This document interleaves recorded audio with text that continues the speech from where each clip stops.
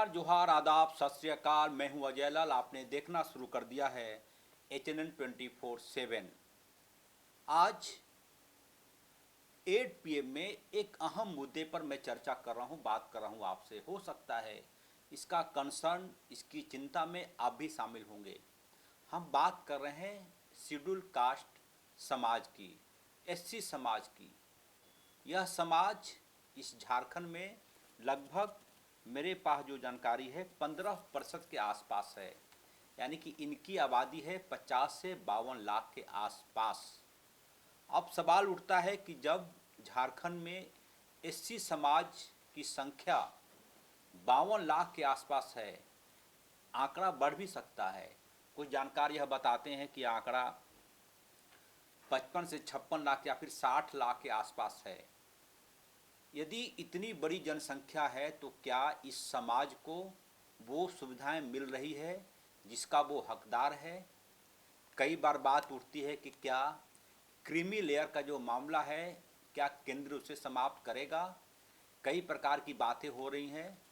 समाज के लोगों ने आज एक बड़ी बैठक की थी और इसमें यह चिंता व्यक्त की गई कि SC समाज के लिए राज्य और केंद्र की सरकार क्या सचमुच चिंतित है या फिर सब कुछ दिखावे की बात हो रही है।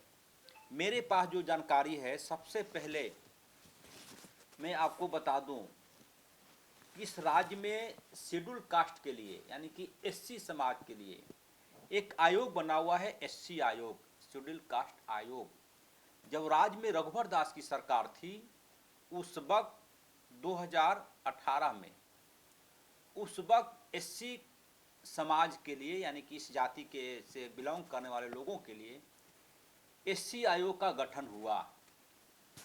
उस वक्त लगा था कि हो सकता है SC समाज को जो हकूक मिलना है उसमें अब देर नहीं होगी। और उस वक्त 18 में ही शिवधारी राम, एक रिटायर्ड IAS हैं, वो SC आयोग के अध्यक्ष बने थे। 18, 19, 20, 18 में ये आयोग बना और 18 से 21 यानी कि 3 साल तक, 18, 19, 20, 21, 3 सालों तक शिवधारी राम SC आयोग के अध्यक्ष रहे। वो जैसे ही रिटायर हुए यानी कि उनका कार्यकाल जैसे ही समाप्त हुआ, SC आयोग का भट्ठा बैठ गया इस राज्य में। ये कार्यालय राजधानी रांची में AG कॉलोनी के पास है, इंदिरा पैलेस से जो अंदर सड़क जाती है, जहां पर एक वक्त में बादल पत्रलेख का आवास हुआ करता था, पानी टंकी के पास। आप वहां चले जाएंगे, पिछले 21, 22, 23, 24, 25, 26 लगभग 7 सालों से आयोग का ताला नहीं खुला है। 7 साल नहीं, मान के 6 साल ही मानिए आप, ताला नहीं खुला है। जो ताला बंद हुआ उसके बाद से उस दफ्तर का, उस आयोग का ताला नहीं खुला। यानी कि इस राज्य में SC आयोग काम नहीं कर रहा है। उसके बाद जो समाज की बैठक हुई थी उसमें कहा गया आज कि SC आयोग के लिए आप तमाम देखेंगे कि ST के लिए तो कई सुविधाएं हैं, अनुसूचित जनजाति के लिए आयोग है वगैरह वगैरह, लेकिन राज्य में SC आयोग है, लेकिन उसका, जैसा कि मैंने कहा, कि किसी काम का नहीं है वो चीज़ें। उसके बाद इसी राज्य में 2018 में ही अनुसूचित जाति यानी कि SC के लिए, SC समाज के लिए अनुसूचित जाति परामर्शदात्री परिषद के गठन की बात हो रही थी। 2000 जो जानकारी है कि 2018 के बाद से बना था, लेकिन तब से उसमें कुछ काम हुआ नहीं। अभी कुछ दिन पहले जो जानकारी है कि हेमंत सोरेन की सरकार ने इसको फिर से पुनर्गठित करने के लिए कैबिनेट में मामला लाया था कि अनुसूचित जाति परामर्शदात्री परिषद का गठन हो। ये दोनों चीज़ें अभी हुई नहीं है, एससी आयोग में अभी कोई नहीं है। अनुसूचित जाति परामर्शदात्री परिषद का गठन कब होगा, ईश्वर जानता होगा। उसके बाद जो मेरे पास जानकारी है कि इस राज्य में एक निदेशालय बनाने की बात हुई थी, जैसे कि अनुसूचित जनजाति के लिए निदेशालय है, उसी के तर्ज पर एक शेड्यूल कास्ट का निदेशालय बनाने की बात हुई थी, वह भी अब तक नहीं हुआ।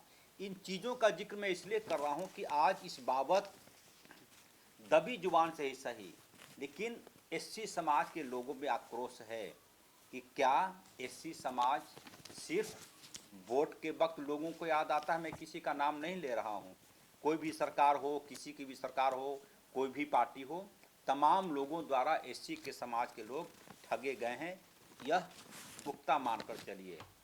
उसके बाद जैसा कि मैंने कहा कि एक जो चर्चा और हो रही है इस राज्य में कि क्या केंद्र की सरकार क्रीमी लेयर पर कोई चर्चा करेगी। यदि नहीं करेगी, आप कल्पना कीजिए कि कोई व्यक्ति एससी समाज का है और वो आरक्षण कोटे से आईएएस हो जाता है, आईपीएस हो जाता है, और फिर वो चुनाव लड़ने की इच्छा व्यक्त करे, तो फिर वो अपने लिए रिजर्व सीट की मांग करता है। पलामू के सांसद इसके उदाहरण हैं। बीडी राम जी, उनकी भी चर्चा हुई थी कि जब उन्होंने आरक्षण कोटे से आईपीएस वो बने, तो क्रीमी लेयर यदि इस राज्य में, इस देश में लागू हो गया होता, हालांकि क्रीमी लेयर वाला मामला केंद्र के पास है, तो बीडी राम के पास यह विकल्प नहीं होता कि वो रिजर्व सीट से चुनाव लड़ें। समाज के लोगों ने चिंता व्यक्त की है कि जब कोई व्यक्ति आईएएस आईपीएस बन जाता है तो यह माना जाना चाहिए कि अब वो क्रीमी लेयर का है, उसको आरक्षण का लाभ नहीं दिया जाना चाहिए, चाहे वो चुनाव लड़ना चाहे या फिर मुखिया बनना चाहे, सांसद बनना चाहे या फिर विधायक बनना चाहे। तो ये तमाम तरह की चिंताएं थी।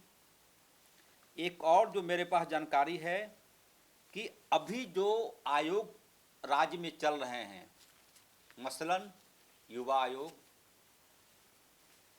साथ ही अन्य आयोग, झारखंड लोक सेवा आयोग, इसमें कहीं भी एससी समाज का कोई नुमाइंदा नहीं है।